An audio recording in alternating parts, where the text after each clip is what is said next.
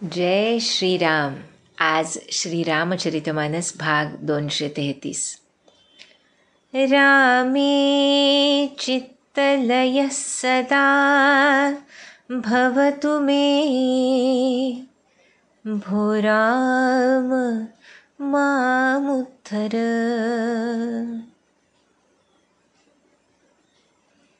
चित्तलय भावा अशी ज्या भक्ताची इच्छा असते तो आपली भक्ती अधिकाधिक उजळेल कशी याचा ध्यास हृदयाशी धरून जगत असतो. त्याच्याशिवाय त्याच्या हृदयाला इतर काही सुख वाटत नाही. त्याचं सर्व सुख हे त्या सद्गुरू चरणांशी, भगवत चरणांशी साठवलेलं असल्यामुळे चित्तलय या स्थितीप्रत जाण्याशिवाय इतर कोणतीही गोष्ट त्याच्या चित्ताला स्पर्श करत नाही. हे आपण अनेकदा बघितलं. ज्या हनुमंतरायांची गोष्ट आपण बघतो आहोत सुंदरकांडामध्ये, त्यांना कसं राम कार्याशिवाय इतर कसलाही विचार स्पर्शसुद्धा करू शकत नव्हता. अगदी देवांपासून दानवांपर्यंत अनेक जणांनी त्यांना त्या मार्गापासून परावृत्त, रामकार्यापासून परावृत्त करण्याचा प्रयत्न केला, तरीसुद्धा कोणत्याही क्षणी त्यांच्या मनामधून त्या रामकार्याचा विसर पडला नाही. असे जे भक्त असतात त्यांना आमच्या ब्रह्मानंद महाराजांसारखं वाटतं. काय, आम्ही चित्तलयापासून दूर का राहतो, तर भ्रांतीमुळे म्हणतात ब्रह्मानंद महाराज. कोण आहेत सद्गुरू ह्याचा थांग न लागल्यामुळे, याची ओळख न पटल्यामुळे, त्यांचं रामरूप हृदयावर न ठसल्यामुळे आमच्या अंतरंगातली भ्रांती कधीही दूर होत नाही. पण म्हणतात ब्रह्मानंद महाराजांचा विश्वास आहे, तो हनुमंतरायाचा जणू विश्वास आहे. त्यामुळे ते म्हणतात, पळविली भ्रांती राहोनिया चित्ती, ब्रह्मानंद स्तुती काय करू. नाही का? म्हणजे त्यांचं म्हणणं असं की मी चित्तलयसुद्धा करूच शकत नाही, तेच चित्तात राहून माझी भ्रांती पळवतात. याला शरणागती म्हणतात. की चित्तलय व्हावा ही प्रार्थना जरी केली तरीसुद्धा अखंड नामस्मरणात राहूनसुद्धा त्या तत्वाबद्दल, सद्गुरूंबद्दल अशी अपार श्रद्धा आहे, त्यांची अशी खरी ओळख पटलेली आहे की त्यांचं व्यापकत्व लक्षात आल्यामुळे चित्ताला कोण व्यापू शकतो? माझी शक्ती व्यापू शकते? नाही. फक्त ते व्यापक सद्गुरू तत्व, रामतत्वच त्या चित्ताला व्यापू शकतं म्हणतात ब्रह्मानंद महाराज. त्यामुळे म्हणतात, पळविली भ्रांती राहोनिया चित्ती, तुम्हीच माझ्या चित्तात राहून ती भ्रांती पळवली आहे आणि मग माझा चित्तलय झाला आहे. आणि म्हणून म्हणतात, ब्रह्मानंद स्तुती काय करू. कशी करणार स्तुती, नाही का? प्रत्येक भक्ताला आपल्या आराध्याविषयी असं वाटत असतं, किती स्तुती केली तरी ती पुरी पडत नाही. हे जेव्हा लक्षात येतं तेव्हा तो मौन होतो आणि त्या मौनामध्ये खरी स्तुती साठलेली असते. अशा रीतीनं हनुमंत आमचे समुद्र ओलांडून सीतामातेची बातमी घेऊन, सर्व लंकेची टेहळणी करून, त्या लंकेचं दहन करून पुन्हा त्या समुद्र किनाऱ्यावर आलेत जिथे सर्व वानरं त्यांची वाट बघतायत. त्यामुळे त्यांना बघून सगळ्यांची अवस्था कशी झाली, किती हर्षभरित झाले आणि पुढे काय घडलं ह्याचं वर्णन तुलसीदास करतायत, ते आपण बघूया. म्हणाले, हर्षे सब विलोके हनुमाना, नूतन जन्म कपिन तब जाना, मुख प्रसन्न तन तेज बिराजा, किन्हे सी रामचंद्र कर काजा. सर्वजण हर्षभरित झालेत हनुमंतांना बघून.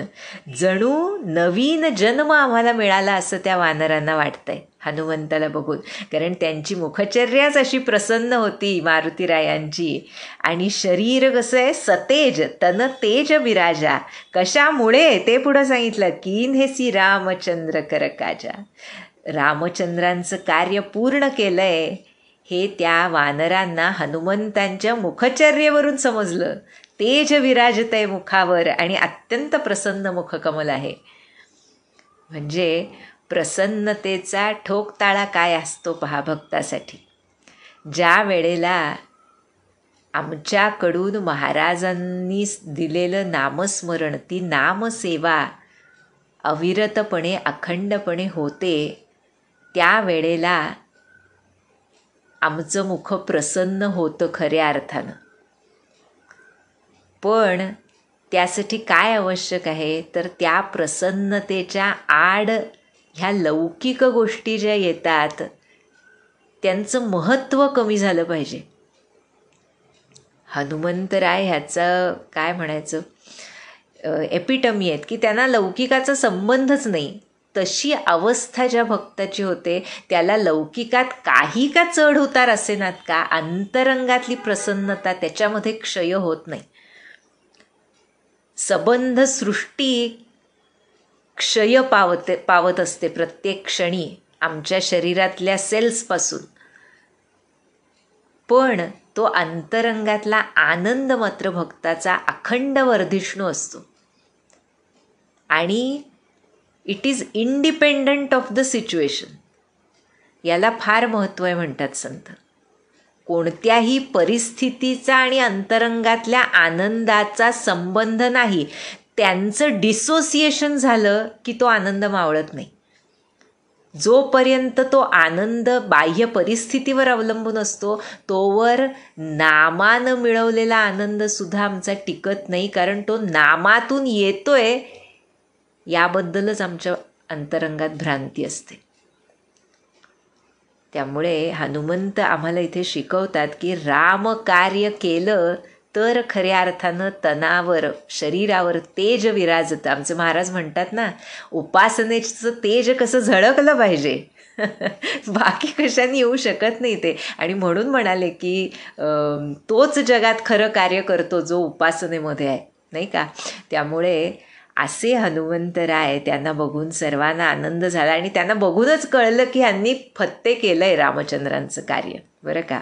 आणि जेव्हा हे समजलं, मिले सकलाती भये सुखारी, तलफत मीन पाव जिमी बारी, चले हर्षि रघुनायक पासा, पूछत कहत नवल इतिहासा. सर्वजण हनुमंतांना भेटलेत आणि सर्वांचंच समाधान झालं आहे त्यांना बघून. कसं तर तडफडणाऱ्या माशांना जणू पाणी मिळावं, तलफत मीन पाव जिमी बारी, तसं समाधान हनुमंतांना भेटून सर्वांना झालं आहे. सर्वजण त्यांना वृत्तांत विचारतायत, काही सांगतायत आणि अशा तऱ्हेनं सर्वजण मिळून आता रघुनाथांजवळ चाललेत. पण त्या वाटेवरच ते मधुवन आहे ना, त्यामुळे तिथे सुद्धा सर्वजण गेलेत. तब मधुबन भीतर सब आए, अंगद सम्मत मधुफल खाए, रखवारे जब बरचन लागे, मुष्टि प्रहार हनत सब भागे. सर्वजण त्या मधुवनात गेलेत आणि अंगदानं अनुमती दिल्यानंतर, अंगद सेनापती आहे त्यांचा ना, त्यामुळे त्यांच्या अनुमतीनं सर्वांनी तिथलं मध आणि फळं खाल्ली. आणि जेव्हा रखवालदार तिथले त्यांना मनाई करू लागले त्या वानरांना, तेव्हा ठोसे मारताच ते पळून गेले सगळे, बरं का. आणि सर्वांनी जाऊन सुग्रीवाला काय सांगितलं त्या वानरांची ती लीला बघून, इतर वानरांनी जाऊन, जाई पुकारे ते सब बन उजार जुबराज, सुनि सुग्रीव हर्ष कपी करियाये प्रभु काज.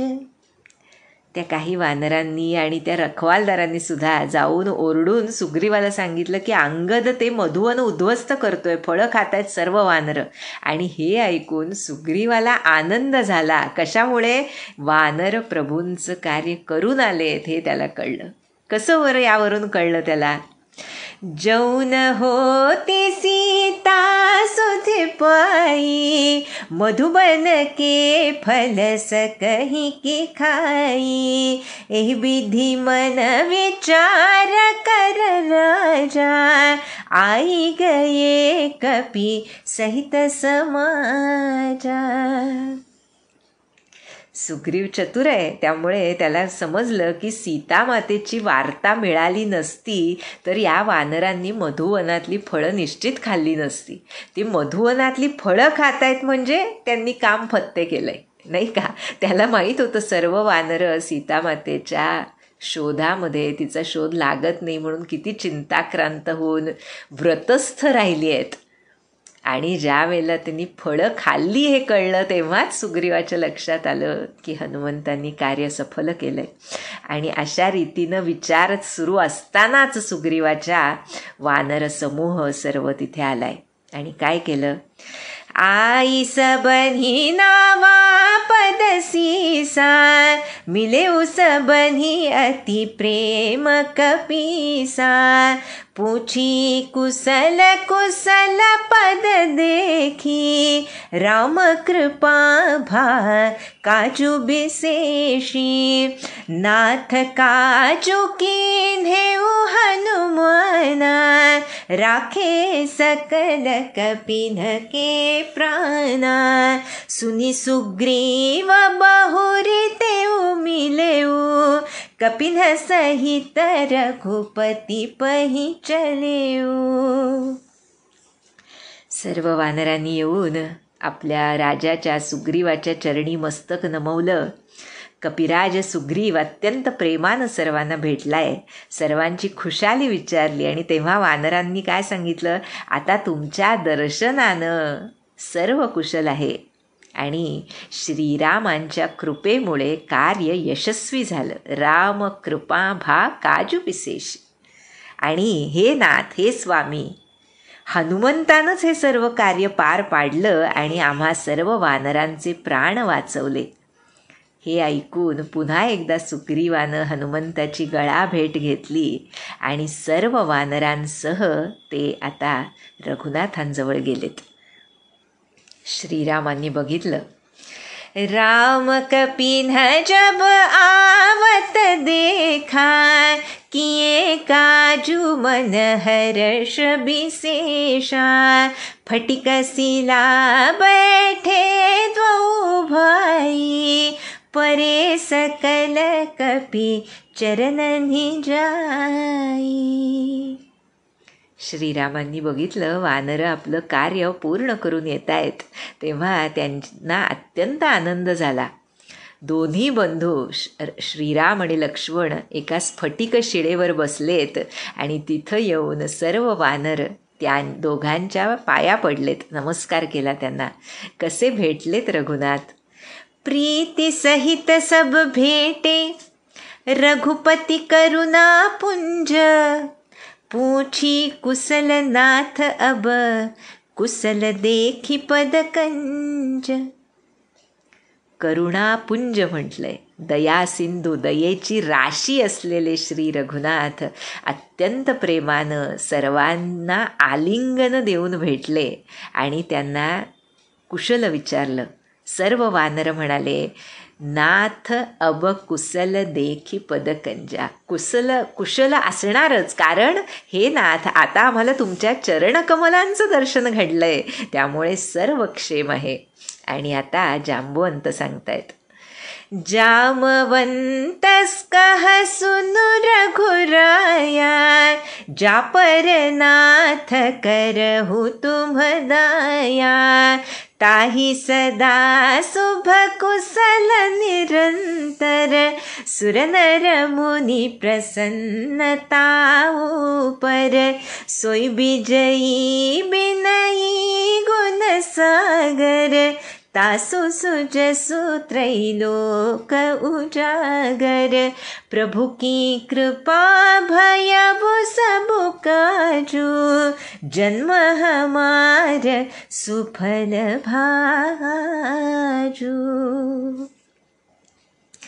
जांबुवंत काय म्हणतायत? क्षेमकुशल सांगितल्यानंतर, हे रघुनाथ ऐकावं, हे नाथ, ज्याच्यावर तुम्ही दया करता त्याचं नित्य कल्याण आहे आणि नित्य क्षेम आहे. ज्याच्यावर तुम्ही कृपा करता त्याच्यावर देव, मनुष्य, ऋषीमुनी सर्वजण प्रसन्न असतात स्वामी. असा ज्याच्यावर तुम्ही दया करता तोच विजयी होतो, तोच विनयी असतो, विनयशील असतो आणि तोच गुणसमुद्र बनतो म्हटलंय पहा. आणि अशाच मनुष्याची उत्तम कीर्ती त्रैलोक्यात पसरते. तुमच्या कृपेनं, प्रभूंच्या कृपेनं सर्व कार्य सिद्ध झालं आणि आज आमचा जन्म सफळ झाला. सर्व वानरांच्या मनातलं जांबुवंतांनी बोलून दाखवलं. सर्व वानरांना हर्ष झालाय की प्रभूंचं कार्य संपन्न झालं. आणि आता जांबुवंत सांगतायत, नाथ पवन सुत कीनी जो करनी, सहसहु मुखन जाई सोबरनी, पवन तनय के चरित सुहाए, जामवंत रघुपति ही सुनाए.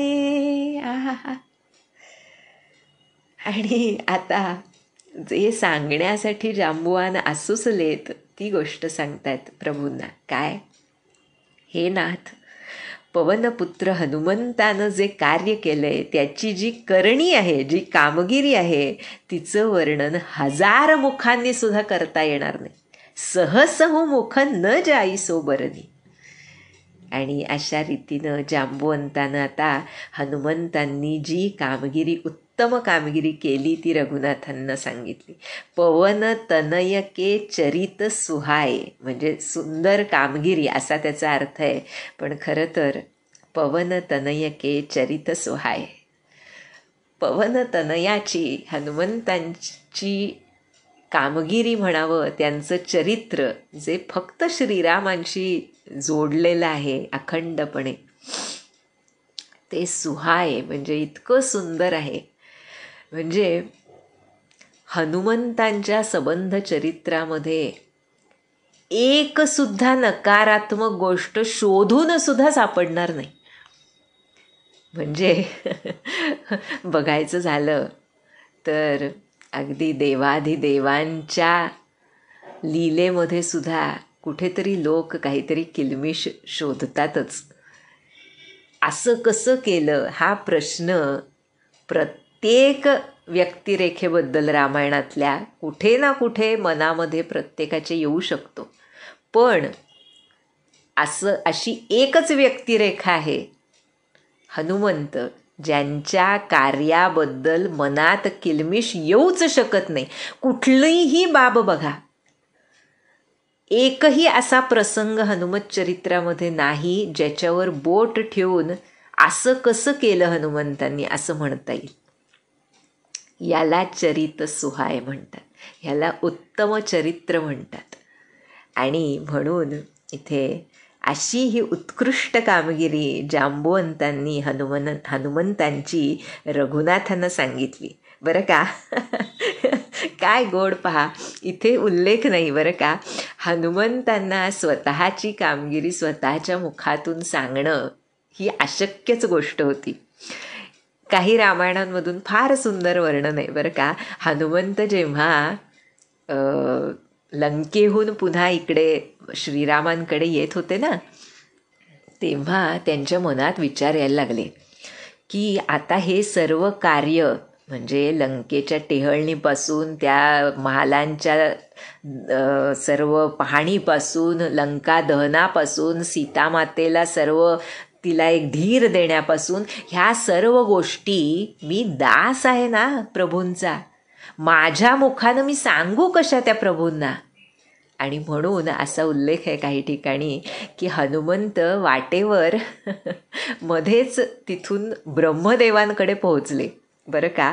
आणि ब्रह्मदेवांना विनंती केली की मला कृपा करून जे काही घडलं आहे लंकेमध्ये ते लिहून कागदावर तुम्ही द्या आणि तो कागद मी नेऊन रघुनाथांकडे देतो. मी माझ्या मुखानं माझी बडाई करू शकत नाही.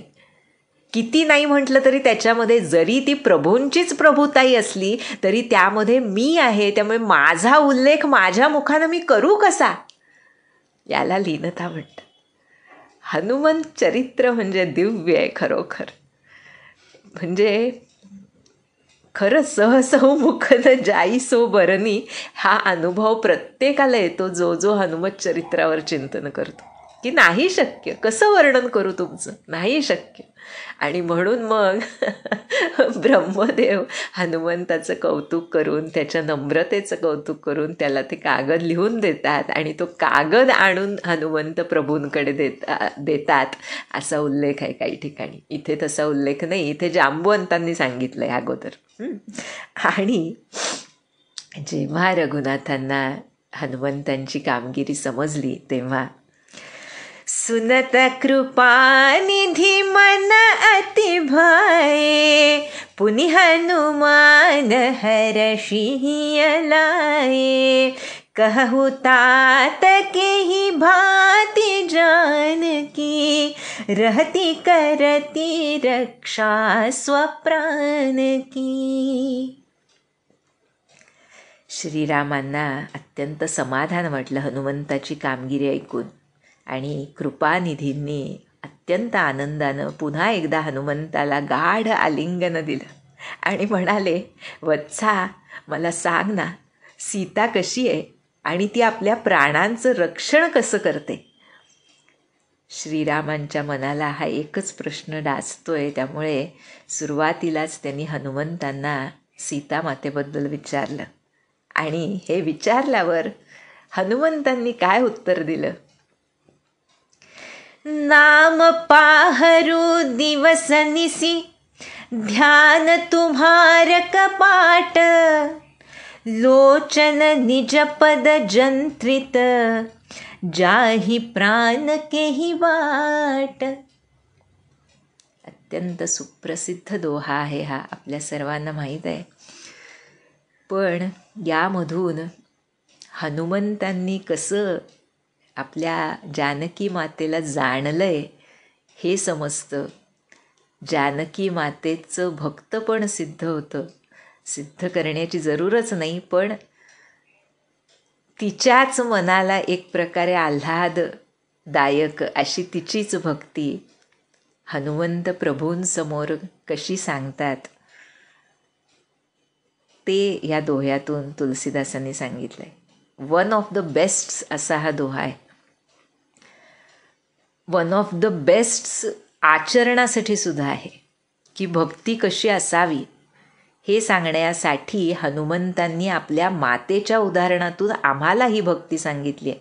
म्हणतात हनुमंत, प्रभू तुमचं नाम रात्रंदिवस सीतामातेवर पहारा देतंय जणू, आणि तुमचं ध्यान हा दरवाजा आहे. मातेचे नेत्र अखंड तुमच्या चरणी लागलेले आहेत, तेच कुलूप आहे. त्यामुळे प्राण जाणार तरी कुठल्या मार्गानं, कोणत्या तरी एका द्वारानं प्राण जाणार नाही का. पण मुखाच्या द्वारावर नामाचा पहारा आहे तुमच्या, अखंड राम नाम जपतीये माता. डोळ्यातून प्राण जावेत म्हटलं तर अखंड तिथे तुमच्या चरणांशी अखंड ध्यान लागलेलं आहे डोळ्यांचं मातेच्या. तुमच्या ध्यानानं पूर्ण बाहेरच्या जगाची विस्मृती होऊन जणू कपाट म्हणजे दार लागलेलं आहे. असं असताना हे प्रभू मातेचे प्राण कसे जाऊ शकतील. प्रभूंनी विचारलं ना, प्राणांचं रक्षण कसं करते.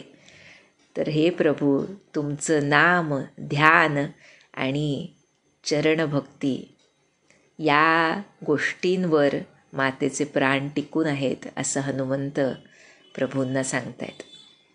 आणि पुढे म्हणतायत, चलत मोहि चूडामणि दीन्ही, रघुपति हृदय लाई सोईलीन्ही. नाथ जुगल लोचन भरी बारी, बचन कहे कछु जनक कुमारी.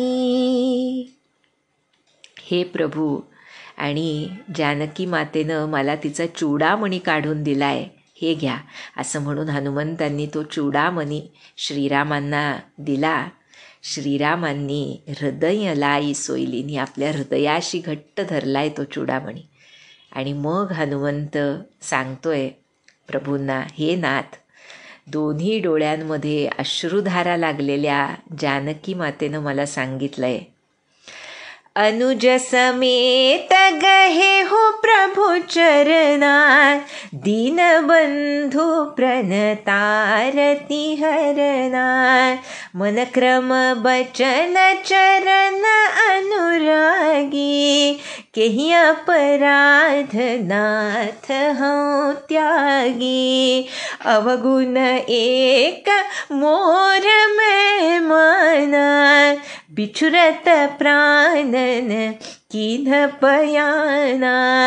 नाथ सो नयननि को अपराधा, निसरत प्राण करहि हठि बाधा. बिरह अगिनि तनु तूल समीरा, श्वास जरई छन माही शरीरा. नयन स्रवहि जलु निज हित लागी, जरई न पाव देह बिरहागी. हनुमंत सीतामातेचा निरोप प्रभू श्रीरामांना सांगतायत. म्हणाले, मातेनं मला सांगितलंय, लक्ष्मणासह प्रभूंचे चरण धरून सांग की तुम्ही दीनबंधू आहात, शरणागतांचं दुःख हरण करणारे आहात. मी काया वाचा मनानं तुमच्याच चरणांवर प्रेम करते. मग हे स्वामी, कोणत्या कारणामुळे तुम्ही माझा त्याग केलात? मला माहिती आहे माझा एक दोष निश्चित आहे. असं माता म्हणाली की वियोग होता क्षणी माझे प्राण गेले नाहीत, पण हे नाथ, हा माझ्या नेत्रांचा अपराध आहे. माझे प्राण जाण्यामध्ये ते जबरदस्तीनं बाधा आणतायत. कसं? तर विरह हा अग्नी आहे, माता सांगतेय. शरीर हा कापूस आहे आणि श्वास माझा हा वारा आहे जणू. त्यामुळे खरं तर त्या विरहाग्नीमुळे हे कापसासारखं शरीर आणि श्वासानं त्याला वारा घातल्यामुळे क्षणार्धात जळू शकतं. पण हे प्रभू, माझे नेत्र प्रभूंच्या स्वरूपाचं दर्शन घेण्याच्या स्वार्थासाठी अखंड अश्रुजलाचा वर्षाव करतायत. त्यामुळे त्या अश्रुजलामुळे विरहाच्या अग्नीनं हा देह जळू सुद्धा शकत नाही आहे स्वामी. असा निरोप सीतामातेचा हनुमंत प्रभूंना देतात. आणि पुढं सांगतात, बोलवत नाही आहे हनुमंतांना. म्हणाले, सीता कई अति विपति बिसाला, बिनहि कहे भली दीन दयाला. जसं म्हटलं, अत्यंत चतुर आहेत हनुमंत आणि खरे दास आहेत, खरे भक्त आहेत, खरं मूल आहेत भगवंतांचं. त्यामुळे श्रीरामांना अजून सीतामातेच्या विरहाची बातमी देऊन त्यांना दुःख होईल हे लक्षात आलं.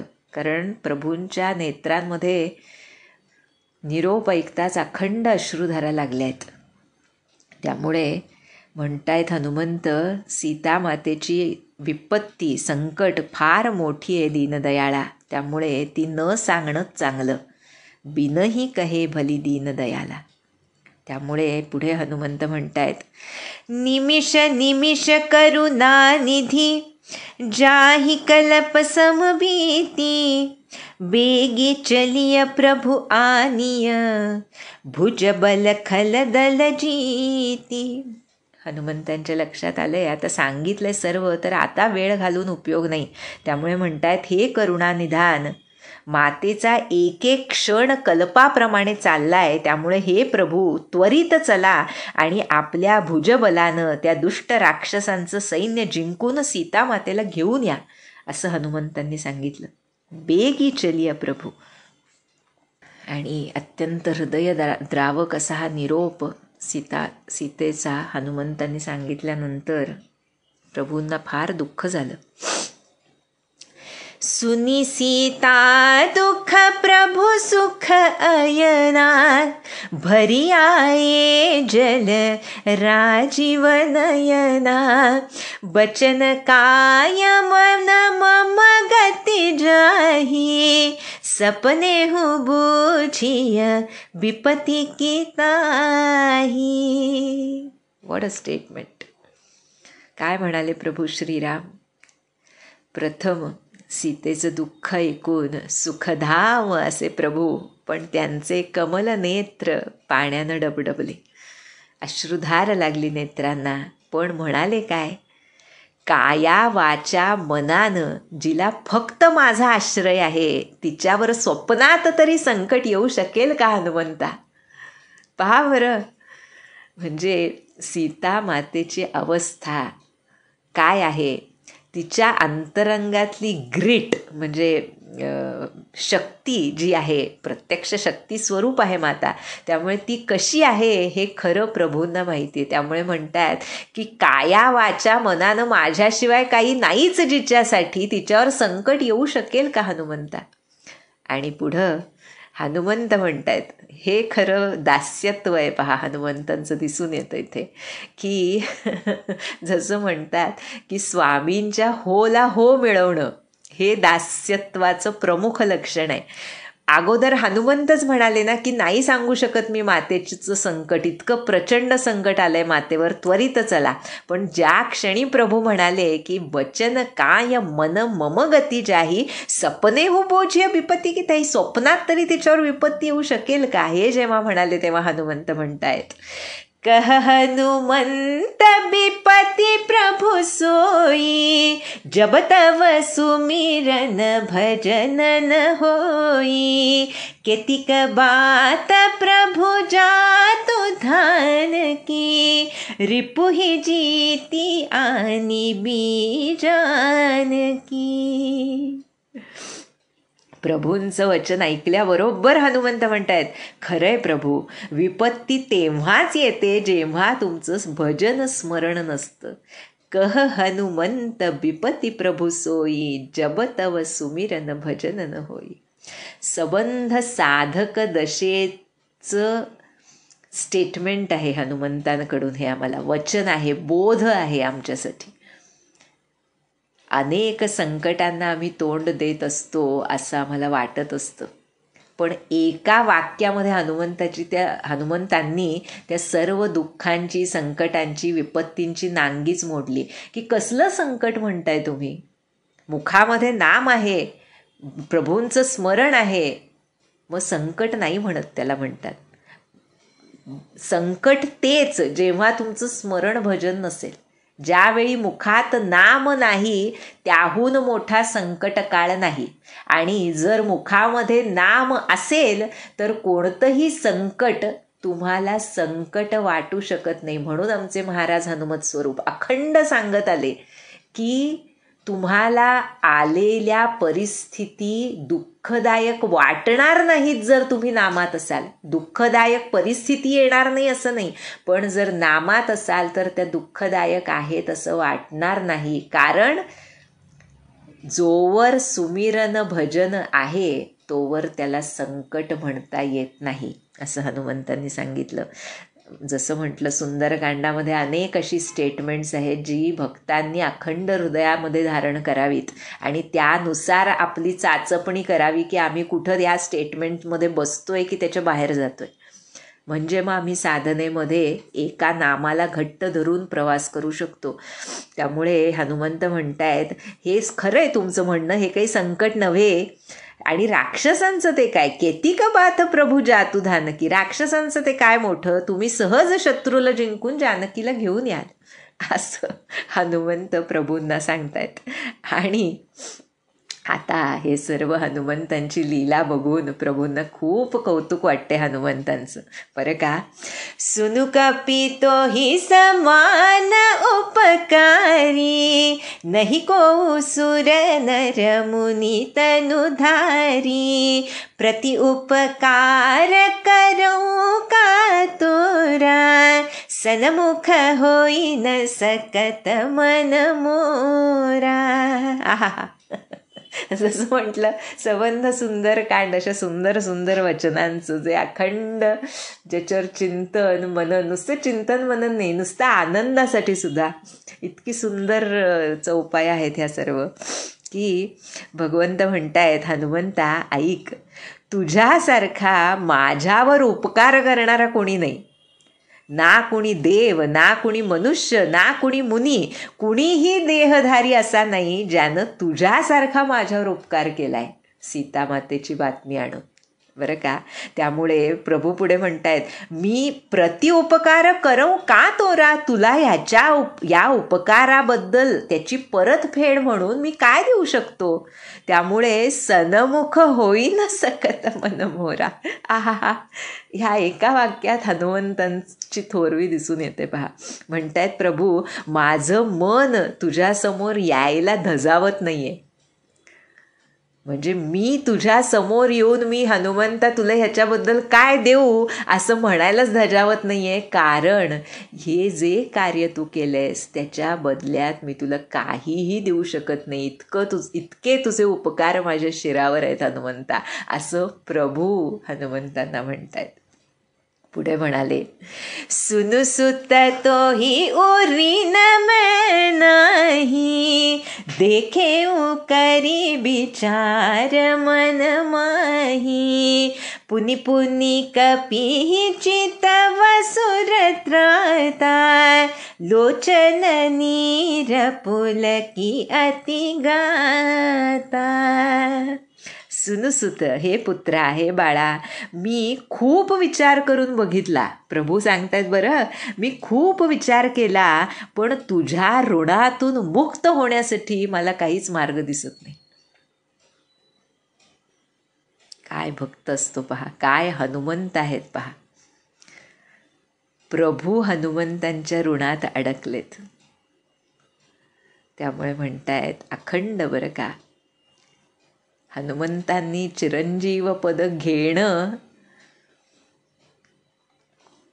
कशासाठी, अखंड प्रभूंचं नाम ह्या धरेवर जिवंत राहावं यासाठी. कसे फेडतील हे उपकार प्रभू, असं प्रभूंना वाटणं किती स्वाभाविक आहे, नाही का. त्यामुळे म्हणतात की तुझ्या ऋणातून मी मुक्त होऊ शकत नाही हनुमंता. आणि कोण आहेत हे असं म्हटलं तुलसीदासांनी, सुरत्राता, जे देवांचं रक्षण करणारे आहेत असे प्रभू वरचेवर अशा भावनेनं हनुमंतांकडे बघतायत. नेत्रांमध्ये हनुमंतावरच्या प्रेमानं प्रेमाश्रू भरून वाहतायत आणि शरीर पुलकित झाले. असे हे भक्त भगवंत एकमेकांकडे बघत उभे राहिलेत. सुनी प्रभु बचन बिलो की मुख, गात हर्षि हनुमंत, चरण परे प्रेमाकुल, त्राही त्राही भगवंत. काय हनुमंत आहेत खरंच. प्रभूंचं ते प्रेम खरोखर अनेकदा असं मनात येतं, बरं का. भक्तांना ना खरं तर प्रभूंचं प्रेम सहन करायला घट्ट व्हावं लागतं.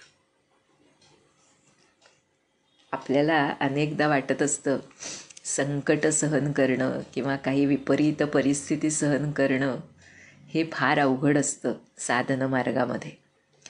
पण ज्या वेळेला तो प्रेम वर्षाव व्हायला लागतो त्यावेळी जीवभूत असा मी ते प्रेम सहन करण्यापलीकडचं आहे ही भावना हृदयामध्ये इतकी प्रज्वलित होते त्यांच्या कृपेनं की मला वाचवा म्हणतायत हनुमंत. बरं का, प्रभूंचं बोलणं ऐकून, त्यांचं ते प्रसन्न मुख कमल पुलकित अंग बघून हनुमंतांना आनंद झालाय आणि प्रेमानं व्याकुळ होऊन लोटांगण घातलंय प्रभूंच्या चरणांवर की हे भगवान माझं रक्षण करा, रक्षण करा, त्राही त्राही भगवंत. का म्हटलं असेल, ते प्रेम सहन होण्याच्या पलीकडचं असतं. त्यामुळे माझं रक्षण करा म्हणतायत हनुमंत. एकतर स्वतःचं कौतुक कधीही ऐकायला न आवडणारे, पण तरीसुद्धा ते प्रभूंच्या मुखातून येते ना, त्यामुळे त्याच्यावर काही काउंटर क्वेश्चन किंवा काहीच करू शकत नाहीत ना हनुमंत, नाही का? त्यामुळे हनुमंत प्रभूंच्या चरणांवर लोटांगण घातले आणि म्हणतायत, हे भगवन माझं रक्षण करा, रक्षण करा. चरण परेऊ प्रेमाकुल त्राही त्राही भगवंत.